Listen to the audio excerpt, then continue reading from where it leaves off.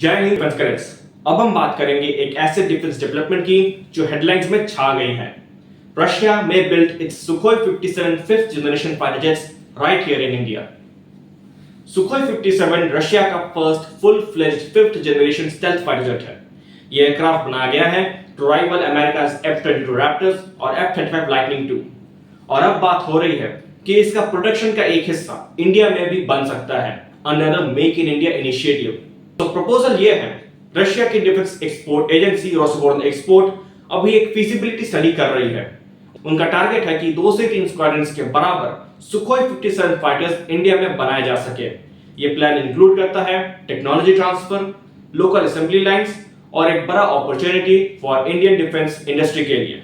अब सवाल उठता है कि इंडिया को सुखोई 57 की जरूरत क्यों है, और उसके 3 बहुत ही इंपॉर्टेंट रीजन है। सबसे पहला, कैपेबिलिटी गैप।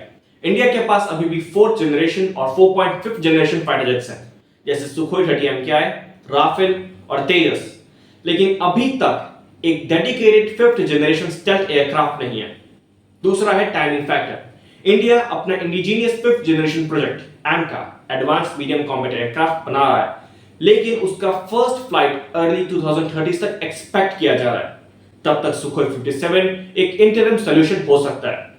तीसरा और सबसे important factor, strategic need. China के पास ऑलरेडी अपना खुद का dedicated stealth fighter the J-20 mighty dragon है।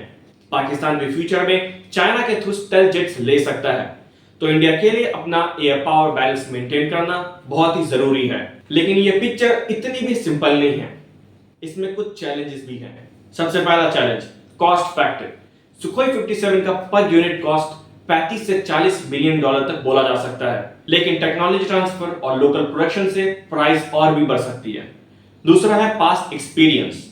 इंडिया और रशिया पहले भी एक 5th जनरेशन प्रोजेक्ट पर काम कर चुके हैं, FGFA यानी 5th generation fighter aircraft program, जो सुखोई 57 पे बेस्ड था, लेकिन इंडिया उससे विड्रॉ कर गया था बिकॉज ऑफ हाई कॉस्ट और टेक्नोलॉजी कंसर्न्स। और तीसरा सबसे important factor, US relations. India का डिफेंस पार्टनरशिप यूनाइटेड स्टेट्स के साथ और भी गहरा हो गया है। मालबार, युद्धाभ्यास और ड्रोन लॉजिस्टिक एग्रीमेंट्स। ऐसे में सुखोई 57 खरीदने से यूनाइटेड स्टेट्स नाखुश हो सकता है, स्पेशली अगर सैंक्शंस इश्यूज रेज हो गए तो। लेकिन हमें यहाँ पे बड़े पिक्चर पे ध्यान देना चाहिए। अगर ये डील होता है तो इसका मतलब होगा इंडिया को स्टेल्थ कैपेबिलिटी जल्दी मिल जाएगी विदाउट वेटिंग टिल 2030।